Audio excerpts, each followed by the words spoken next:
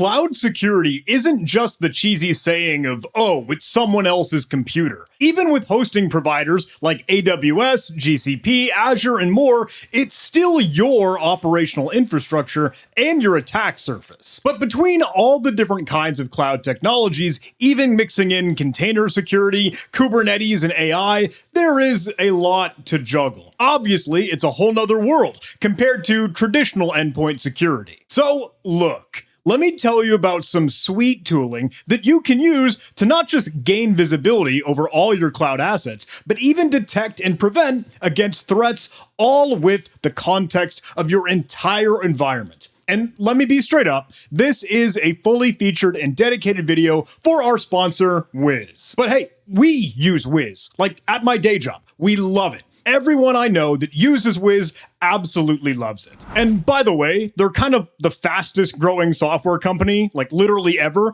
and even Google wanted to buy them for like $23 billion. That's the biggest wad of cash they've ever put on the table. So seriously, Wiz is a big deal and they're friggin' fantastic. They do also have a ton of sweet free educational resources like a CTF or Capture the Flag war game equivalent. I've showcased their EKS cluster games a bit before, but a really cool new one they have is Prompt Airlines. That's online at promptairlines.com, and it's all about AI security and those prompt engineering tricks. Super cool stuff. But anyway, let me show you a bit of their platform. Wiz connects to your environment and then scans everything without an agent. So you get that 100% visibility and the big picture coverage of your entire business. And then it calculates all the potential risk factors across your org. Think like network exposure, vulnerabilities, identity threats, misconfigurations, everything. They do all this with that holistic approach and context to track down what they call toxic combinations that a threat actor or any attacking adversary could leverage. Those are, at the end of the day, the most critical risks that you want to solve within your environment to improve your security posture. But let's check out the dashboard. We can dive into one of those critical risks and a toxic combination as an example of what might threaten your business. Here's a simple one, right? Let's start small. Let's say there is a publicly exposed virtual machine or serverless function that has a super high severity vulnerability affecting it. There's a known public exploit out and about already in the wild, and worst of all, this cloud asset actually has access to sensitive data within your org. But look at the coolest part here. Check out that attack path visualization. Wiz will give you basically a whole flowchart as to how this goes down. You can see all of the involved resources, what the potential damage and impact might be, and it'll even cover some of the remediations. We'll touch on that in a sec, but I do want to show you the security graph here. Say you've got an AWS EC2 instance that you can see is absolutely publicly exposed, and if you want, you can totally click into this. This is all interactive here. With that, you can see the exact path and route to the internet. Like you've got your load balancer, all the network interfaces, you know. But if you click into any of the endpoints, you can get the external perspective. Like, what does this attack surface look like from the outside? And there's no secrets here, right? Oh, just a classic HTTP 200 status okay, and a typical Nginx server just doing its thing. But I do love that it captures a screenshot and it really renders what it looks like in a web browser. Even something as simple as that can really help you uncover stuff that you just don't want to be publicly exposed. What about that vulnerability, though? We can drill down into it and see that it is CVE 2020-9283. Now, I know that for some team members, I'm thinking like upper management or whatever, they don't particularly care about what that CVE identifier is or all the tech details, but maybe you or us techs at the end of the day really want to get that detail. All in all, we know that it's bad and we want to get that vulnerability fixed. You've got all the technical insight outlined here, and you can even see just how readily available an exploit is. Like in this case, it's just flat out on exploit DB, but keep in mind the context here. Wiz is going to give you all that visibility so you know that this threat will offer access to an IAM role. There's a whole identity aspect here. And following through the green colors here, you can see that IAM role has access to other S3 buckets, maybe like internal storage, right? And that has some sensitive stuff. PII, emails, data that you just don't want to have compromised. From cradle to grave, though, what we're looking at is the big picture for what could totally be a data breach. That could be something in the news or headlines for your business, and I know, when we say, oh, it's in the cloud, it's someone else's computer, the onus and ownership of security is still on you. So it's a matter of having that visibility to even first identify and then correlate what leads to what in your environment. That is a toxic combination. And with Wiz, you've got all the actionable details to tell you this is a critical risk. If you wanted to interrogate a little bit more, though, you can get the full details of that cloud asset. You can see that it might be running Docker containers, maybe some Kubernetes in the mix, and even other vulnerabilities that Wiz discovered. So what do? How do we fix this up? Well, you've got this remediation tab right over here that gives you the play-by-play instructions as to what to change. Now, obviously, this varies, right, from one issue to another, and some of the bullet points might have to be a little bit more generic or strategic than tactical, but at the bottom here, you can just as easily generate remediation steps for whatever solution you might be working with. You've got the classic command line, you've got the AWS console, Terraform, and more. If you've connected Wiz to your GitHub source code repository and CI/CD pipeline, Wiz can even trace the vulnerability through the pipeline back to the code and person that committed it,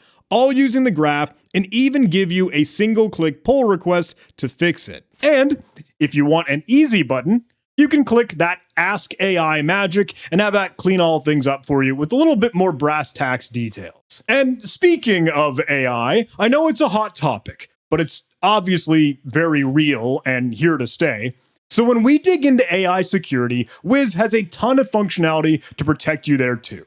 But it's the real stuff. It's not like fluff or just throwing buzzwords around. They're literally tracking what AI services you and your organization might be using, even if you don't even realize, like services that are just offered by the cloud providers themselves, or in apps that you might use, or even your own models that you might use in your infrastructure. Obviously, a lot of folks rush to adopt AI crazy fast, and security hasn't really been on the forefront of their minds in that process. So again, first pillar of our process here, Wiz and their agentless scanning is going to build out that inventory of what AI components are in your environment. You can see here some of the platform as a service tricks, that PaaS acronym, things like AWS Bedrock, SageMaker, Azure OpenAI, and all those. Super handy here though to see at a glance how many resources utilize this, or how many instances of this you have in your environment across different projects for each and every component. You've got the visibility of your hosted AI models like Hugging Face here, LangChain, and all the other software tidbits you have that are related to AI. But the biggest thing here are these exposed secrets or sensitive API keys. Obviously, that's bad news bears.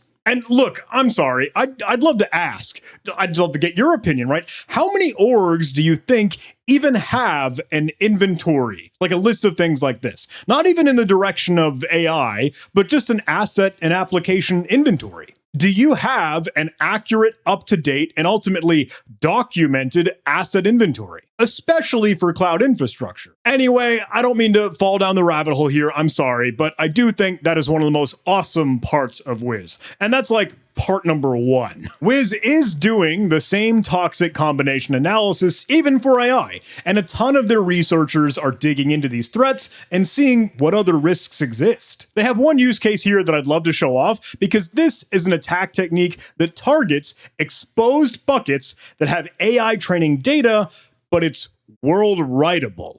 So think like anyone on the internet can totally poison your training data, ultimately meaning new bad results and outputs to anyone that uses the AI. That obviously opens the door for further damage. Think like adding in links for either compromised websites, further malware, phishing, and social engineering. That laundry list just goes on and on. But take a look here. Wiz is tracking an exposed resource on the Google Cloud platform that has those weak access controls. And anyone can manipulate or tamper with the data that is used to train, in this case, GCP Vertex AI. If you click into the IAM bindings here, you can see everyone in the world has data read and write access. There's nothing stopping a bad actor from just clobbering your training data and getting some malicious inputs into your AI solution. That's kind of wild. Wiz is still doing what they do best here, though. They've got the remediation steps you can generate as always,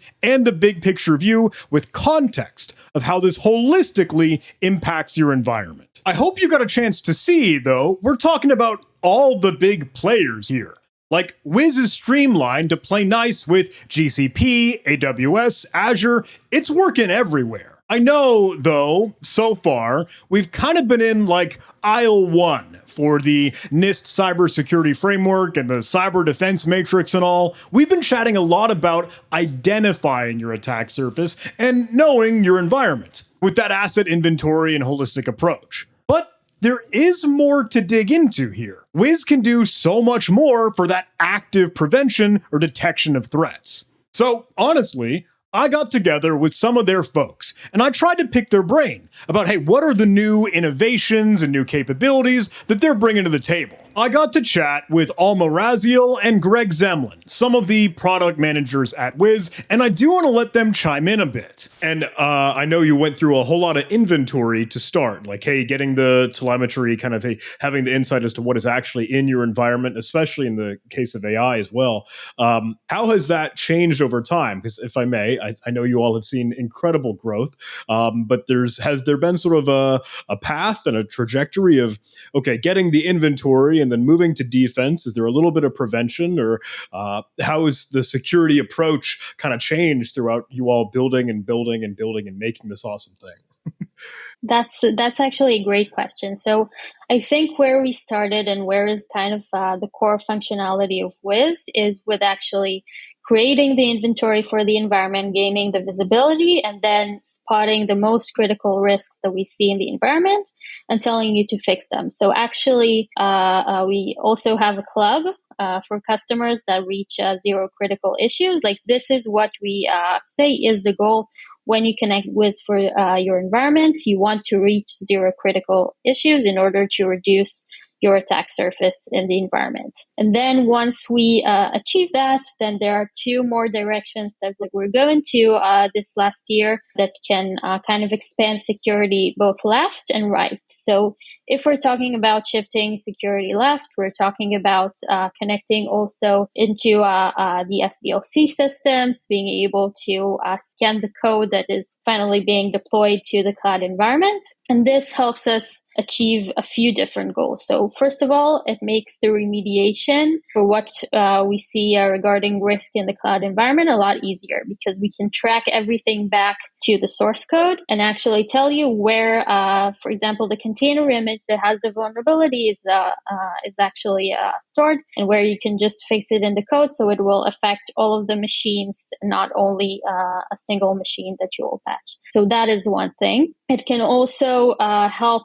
preventing from the risk ever reaching the environment, because if you scan the code before you actually deploy it, you can know what the effect of this code will be on the environment and prevent any risk from happening in the first place. And then lastly, we can also secure the SDLC system itself for any misconfigurations that might be there as well. So that is kind of the left side. And then if we go to the right side, then of course we have real-time threat detection and response. So very exciting times for detection and response now at Wiz, as we are working after the Gem Security acquisition a few months ago. We're working towards a lot of new exciting features in detection and response. And of course, we already have the runtime sensor that's doing real-time threat detection. So tune in to hear more in the near future about that.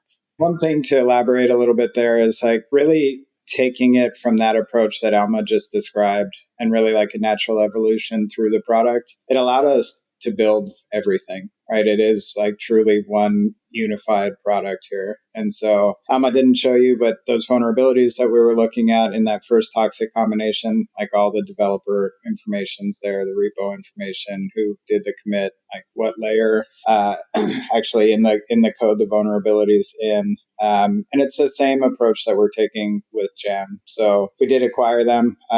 But the good news is like they're a new company. They were just like in build phase of their product and saw some tremendous success. But instead of bringing that product on and trying to do some front end magic, we went back from the ground up and we're rebuilding all of GEM's technology on Wiz infrastructure just to ensure that we keep that consistency across the product. Fun fact, we are actually part of that Zero Criticals Club. They sent us some sweet swag for maintaining an average of 0 high in critical findings. I think it's pretty sweet, not gonna lie. But alrighty, I don't mean to keep rambling here, but honestly, seriously, I'm a huge fanboy of Wiz. I think they have a beautiful, like usable product that is practically magic for cloud security. And I do want to echo the sentiments that Greg and Alma shared with me. Like really, you got to play with the thing.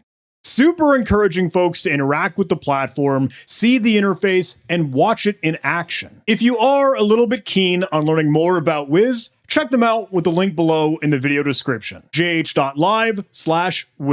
Thank you so much for watching. Please do all those YouTube algorithm things, like, comment, subscribe. And with that, I'll see you in the next video.